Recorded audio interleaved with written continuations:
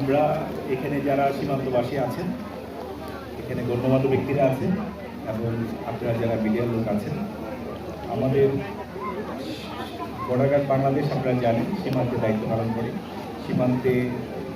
সীমান্ত সংক্রান্ত যে সকল অপরাধ আছে সেগুলো দমন করা, দেশের সার্বভৌমত্ব রক্ষা করা এবং চোরাচালান, মাদক বিরোধী অভিযান, মানব পাচার এগুলো নিয়ে আমরা কাজ করি, আপনারা জানেন।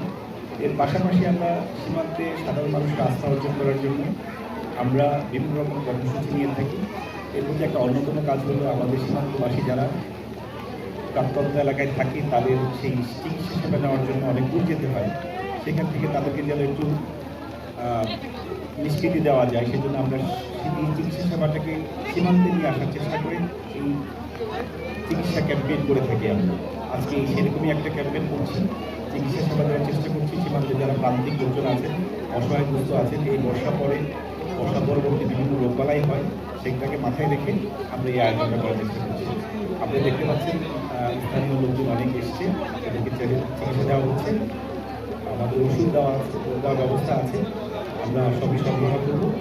আমরা যখন মানুষকে একটু উপকার করতে পারি, আমরা মনে করি যে মানুষের সাথে কাজ করি, মানুষের উপকারে কাজে লাগতে পারলে মানুষ আমাদের উপর বিশ্বাস রাখতে আস্থা রাখবে। আমরা সেই ভরসায় কাজ করে যাচ্ছি।